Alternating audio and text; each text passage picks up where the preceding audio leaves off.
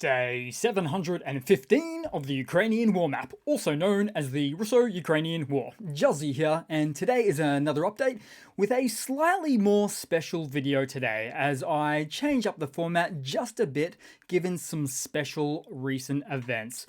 So starting off, we'll take a look at the Russian losses as currently Russia sits on more than 393,000 military personnel losses, representing an additional 910 in the past 24 hours. Then as for their hardware losses, 2 tanks, 22 APVs, and 24 artillery. Then moving across to the map, we'll firstly start out in Russia as there have been more fires than you could poke a stick at. For instance, starting in Perm, a Russian freight train with fuel caught fire after a suspected explosion at a natural gas pipeline. Then down in Krasnodar Krai, as the Russian Ilsky refinery suffered an explosion overnight with a fire breaking out at one of the processing units, presumably due to a Ukrainian drone. So another oil refinery is on fire in Russia. I mean, how unacceptable would this start to become for the energy security of a nation? As any nation who would be inflicted with these types of losses would take immediate military action against the offending party. Although problematically for Russia, they're already in an all-in war against Ukraine, militarily speaking, which means they really don't have any additional means of military escalation to perform against Ukraine now. So basically, they are no longer operating from a leveraged position. Then moving across, still in Russia, as Moscow, the capital, has been lighting up as well. Reportedly with a 4,000 square meter building, which conjured more than 40 units of the Russian fire brigade to help stop the spread of the fire. Then also in Russia, a whopping 1,300 kilometers away, or about 800 miles, at Izhevsk, just yesterday, a significant explosion occurred at the Votkinsk machine building plant in Russia, which is in fact known for producing the Topol-M and Iskander missiles. Now, Russian state media reported the incident as a scheduled explosion during a rocket engine test, but locals were left scratching their head, wondering why they missed any notifications just prior to the event. And indeed, why do it on a cold Russian winter's night when everybody's going to bed? It makes no sense. Then lastly for Russia today, blackouts were once again reported in the Belgorod Oblast, in several districts of the Belgorod Oblast and city, in fact, after some explosions were heard. So as you can certainly see, things are definitely heating up this winter time for Russia. And never in Putin's or the Russian MOD's wildest dreams could they have predicted such an outcome. Golly. Then briefly, we'll start out moving into the Ukrainian map into Kyiv. As it was noted just I think the day before yesterday, debris was found in the capital of a Zircon hypersonic missile. Now, photos also circulated with a ZM22 handwritten engraving on the wreckage, which is something that leads to the speculation of not reaching any level of automated and scaled up production for this missile type. Also, a local publication that wrote about the incident appeared to suggest that the missile was shot down and failed to hit its intended target of a power line. Then moving across to the Donbass, within the Dolina Forest, in fact. So we'll move all the way there, as the Ukrainian 45th Artillery Brigade tracked a Russian armored assault as it moved west, where shortly thereafter, Ukrainian forces proceeded to drop well-sighted 155mm DP ICM cluster munitions and high-explosive shells on the formation, destroying multiple Russian tanks. And in the end, the AFU advanced in the forest south of Crimea and approached the Prislina Hotel, and thus making it beyond the forest. Then somewhere in the east, because speaking of multiple Russian destroyed tanks, a Russian T80 tank was destroyed, this one west of Pisky, with another Russian T80 tank sitting right next to it, likely immobilized and abandoned, that was actually destroyed in the aftermath of the first tank's explosion due to loitering munition drops by the AFU. Then, also, the armed forces of Ukraine destroyed another Russian Ka52 helicopter, this time near Avdiivka. And we don't see much of this type of occurrence anymore, do we? Which makes sense given that Russia had a pre-war fleet of about 90 of these latest and greatest Ka-52 alligator choppers, with likely a maximum figure of roughly 2/3 of them ever being operationally capable at any given time. But realistically, probably a lot less. Russia has now lost anywhere between 40 and 60 of these helicopters in this war. Then briefly, we move to Kherson, because unlike Ukraine, who operates a Western fleet of armoured vehicles that were built with crew safety in mind, well, it appears that Russian soldiers are instead asking the question right now of, where are our vehicles? And that's because for this region, Ukrainian officials have said that Moscow's assaults were now only being carried out by unsupported infantry, and that Russia is employing some serious meatwave tactics for this location now. And hopefully I can relocate the Russian Telegram source with links to Russia's Southern Command that operate right here that did in fact state something pretty much to that same effect. And realistically, this makes sense, because this oblast is truly the most distant point from mainland Russia. So apart from the logistical delays and nightmares to move heavy armor to this front, it's also plausible to suggest that Russia is going to prioritize the deployment of their dwindling hardware stocks to the eastern regions, where it makes much more sense to take and hold ground at. Then moving across to some news for today, so Ukraine's drone production continues to ramp up and impressively coming in all shapes and sizes these days. So most recently, Ukraine's been moving into the space of longer range frontline drones with a range of 40 plus kilometers or about 25 plus miles, which fills a very much needed gap with Ukraine's production output of drones in this war. In fact, they look somewhat similar to Russia's Lancet drones, but are expected to be far more capable on multiple metrics, including precision, warheads, and electronic warfare circumvention capabilities. So, Ukraine is slated to produce 1 million drones in-house throughout 2024, with this figure only including FPV drones, which is different to the otherwise longer range drones that we see them using almost every week in Russia now, realistically, probably twice, 3 times a week.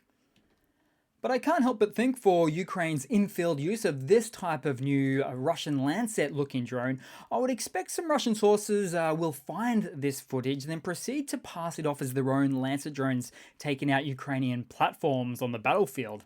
Bearing in mind, Russia also has a war of propaganda to win back home as well. So they'll use anything they can, which we always see them do.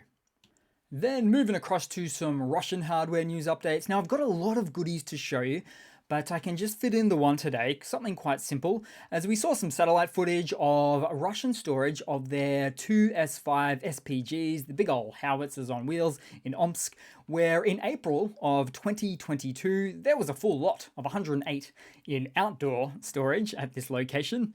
But more recently, just 35 remain. However, it's likely that the leftovers we see have a very questionable operational status, shall we say.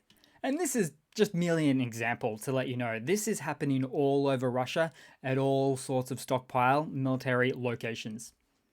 Then in some other news, there was a big POW exchange yesterday with 100 Ukrainian defenders returning home, and this now appears to be happening at an increasing rate, because it's likely that somewhere along the line with Russia's recruitment resources that have been spread very thin these days for the military, with the vast majority of Russian citizens reportedly no longer enthused at all at the prospect of commencing a volunteer contract for heading to the quote-unquote SMO.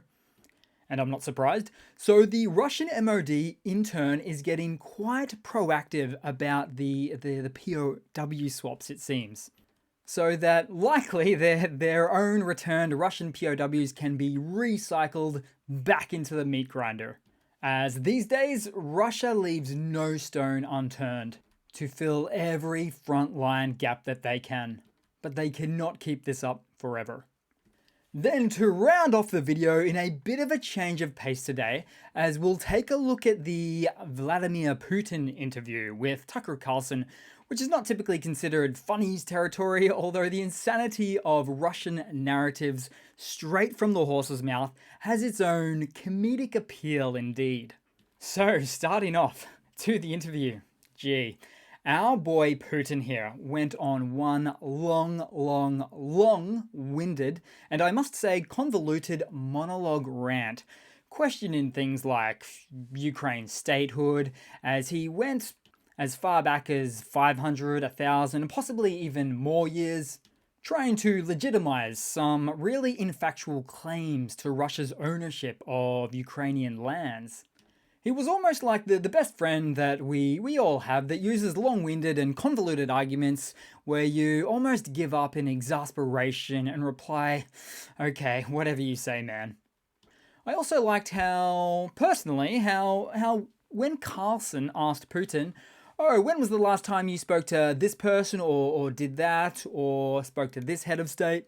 And Putin would quite frequently respond with, I don't remember, with a follow-up statement saying how he's busier with concerns regarding his own domestic affairs. And darn straight, he's certainly now got his fair share of domestic concerns to contend with, and mostly all due to his invasion of Ukraine. As Russian society is clearly in an absolute daily mess right now. So, back to the interview, as false narratives were the day's agenda for Putin, clearly. But my personal favourites included, for starters, Putin stating, quote, everybody thought that Russia would be defeated straight away in Ukraine, then they weren't. Which is truly some opposite day logic right there. As Russia and the world at large saw the opening hours of Russia's invasion into Ukraine with a very contrastingly opposite opinion, instead coming to see that it was in fact Ukraine that held on much longer than anyone had originally anticipated. So it's a pure and simple false Russian narrative based on not bruising Putin's ego, as he reframed the situation as, oh, Russia is doing better than anybody could have thought. But just no. Your 3-day war did not go as you expected. Take some accountability. Then also, Putin naturally claimed the illegitimacy of Zelensky's seat of president in Ukraine, which is rich coming from the autocrat who, it's widely accepted that, I mean even Russians accept that, he has rigged his own political situation in his favor for being in power almost a quarter of a century now, which is one of the most obvious marks of a dictatorship these days, when the political head of the government just never leaves. Then also, Putin stated the Kremlin was fighting against Germany in World War II, along with most other nations, but failed to mention the Kremlin's non-aggression pact with the Third Reich that they put together just a month before World War II commenced. With that partnership lasting a couple of years, where they saw each other work on the east and west of Poland to invade it, on the separate sides. But perhaps worse than that was Putin's historically inaccurate statements reflecting a distortion of the events leading to World War II, as he stated that the Poles forced Hitler to start in World War II. And to be honest, I think Putin is forgetting that this is not his regular internal and partially brainwashed audience that's in Russia. Then, I also love how Putin responded to the question from Carlson, who asked, quote, so you're saying you don't have territorial claims or ambitions beyond Ukraine into Europe, for which he replied, we have no interest there, it's absolutely out of the question, which is a confusing response if one thinks about it. So Russia might have interest there later, and it's just out of the question now? It just felt like a crafty dodging of the question from a long-time polished politician. And I use the term politician loosely there. But hey, even if he said flat out, no, never, we'll never do that, we already know at this point that we can't trust Russia by their words, but rather only by their actions. Time and time again, we've just seen this. Then I also loved how Putin attempted to promote BRICS as the way of the future, and also that Russia and China share a very long border and that China is never aggressive and is always willing to compromise. Meanwhile, China keeps updating their maps, with most recently taking some small chunks out of Russian lands, much to Russia's dismay. But ultimately, this 2-hour and 7-minute ordeal of an interview, which, although giving me a mild physical headache, was also comedy gold with so much more to unpack, and I'll certainly get into that in a later update. Because also, interestingly, Russian Telegram channels stated after the interview that Putin assessed it was not to his liking. But of course it couldn't be. It was an inherently flawed idea in the first place for Putin to do something like this. And this is almost the de facto Russian mindset these days. Jump into something, then only to see if it was worth it later on. Instead of, doing the upfront research and due diligence before making the decision to go through with it. Classic Russia. With a mindset that goes all the way to the top, which in many ways is where it comes from. So that will be it for today, guys. A little bit later of a video, obviously, as you can tell, than usual. Most of my techno glitches have been sorted out, so should be right as rain into the future there. But hey, thanks again for watching. Please continue to like and comment. I appreciate it very much. Thanks for all of the support, and I do hope to see all of you guys there in the next one. Cheers.